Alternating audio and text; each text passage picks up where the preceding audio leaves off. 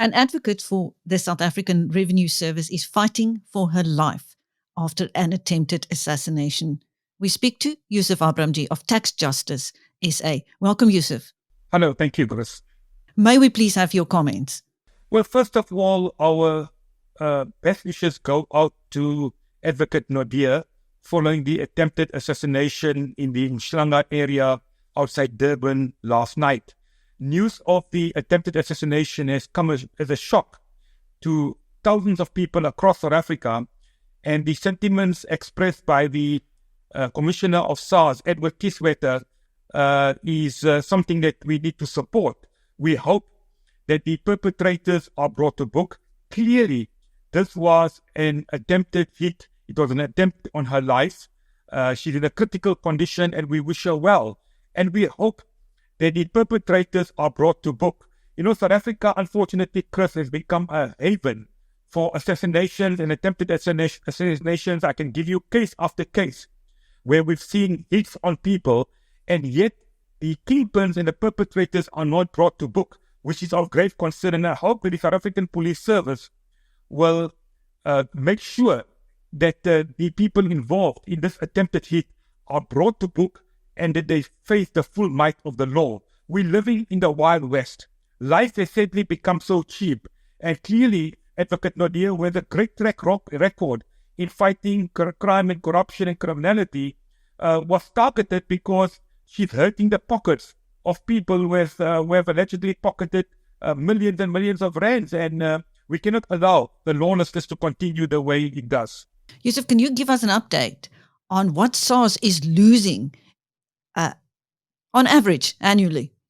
We know that SARS is facing an onslaught by organized crime syndicates. So whether it is counterfeit goods, whether it is round-tripping, so-called round-tripping in tax evasion, whether it is VAT fraud, whether it is even people within SARS that are involved in criminality, and ordinary people trying their luck and trying to rob our fiscus of millions of rands, it's a major problem. We know that the illicit trade, for example, Tax Justice South Africa released a number of statements this week where we again focus on the illicit tobacco trade, and we reacted to a survey done by Ipsos, which shows how widespread the illicit trade is. About 70 or 80% of South Africa's market is now flooded with illicit cigarettes. We've named the manufacturers involved, and we are again calling on SARS to say, take action against these people. If they refuse to put cameras into their factories, which is now before the High Court, shut them down, withdraw the licenses, and it's only a small portion of the major onslaught by these organized crime syndicates. They're trying their luck at every turn, and we know that corruption is a major problem. We know that smuggling from neighboring countries, especially Zimbabwe, into South Africa is ongoing, and the illicit tobacco trade is just a small section where, for example, we estimate about 27 or 28 billion rand a year is lost. And that is why these criminals, Chris, when they become desperate, will try their luck at every turn. And I think the attack on Advocate Naudé is again an indication of what people who are trying to fight crime are faced with each and every day. We know that Murray, a liquidator, was shot dead on the N1 just over a year ago. Up to now, no arrests have been made. I can go into the Gauteng senior health department official where arrests have been made. The kingpins are still behind bars. The list goes on and on and on. These criminals are really desperate, and they are again showing how brazen and how daring they are. And I think that is why it's important for authorities, for law enforcement agencies to come down very hard on these kingpins and the people involved within this criminality and those involved within lawlessness. Now, if they had killed this advocate, or if she dies, it's not going to make the case go away.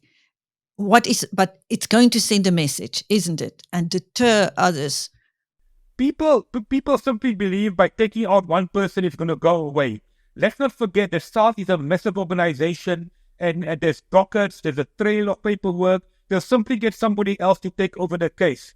If anything, it will make them even more adamant to get to the bottom of the people involved in this criminality. And again, if these criminals think they can get away with it, good luck to them. The law must come down very, very hard. The criminal justice system must come down very hard. And we know, for example, in the Durban area just this week, 4 suspected criminals allegedly involved in cash in transit robberies, in hits and so on, was shot dead by police after a shootout in Durban. And again, it just shows, we know there's a case very popularly and well recorded in Johannesburg of Dr. Abdullah Munshi, who was shot dead some time ago, and he was a doctor in Johannesburg. Clearly another hit, and up to today, despite names being mentioned, despite people being allegedly implicated, not a single arrest has been made. And I think really the time has now come for the police, for the criminal justice system to wake up and make sure that they investigate these cases with all the vigor and make sure that these people are brought to book. The more the hitmen, the more the criminals get away with it, the easier it will become for them to continue with the lawlessness, because we are told that to hire a hitman in South Africa has become very cheap. Anything from 5,000 rand to 50,000 rand to 100,000 rand. And life has simply become so cheap. And we cannot allow this to continue. And I'm again saying the South African police service must come down very hard on these criminals, especially those involved in violent crime. President Cyril Ramaphosa spoke about organized crime, the construction mafia last night in the State of the Nation address. We agree. Technology must be used. There needs to be a vigorous onslaught, a war on crime. Because we know that these criminals have declared a war on us as ordinary South Africans, and we cannot sit back and allow the lawlessness to continue. Well, I often speak to whistleblowers, and disturbingly now, more and more feel that it's not safe for them to come forward. We know that whistleblowers are very scared to come forward. We know historically whistleblowers have been targeted. We know exactly what's happening in some of the high-profile cases. And again, we are again saying that whistleblowers need to be protected. Government must have the mechanisms in place to protect whistleblowers. For as long as that doesn't happen, people will be scared to come forward. And that is why, the various whistleblowing hotlines need to make sure that people who make these tip-offs are protected, that they remain anonymous, and that the whistleblowers are not compromised. Because we know in the past, whistleblowers often have become targets. They've been hit, they've been attempted hits on them. Some of them have been killed, and people are fearing for their lives. So whistleblowers, it's critical for them to be protected, and we need the legislation to be implemented to make sure that whistleblowers are protected. Thank you. That was Yusuf Abramjee of Tax Justice SA speaking to BizNews after the attempted assassination of a SARS advocate. Thank you, Yusuf. And I'm Chris Steyn.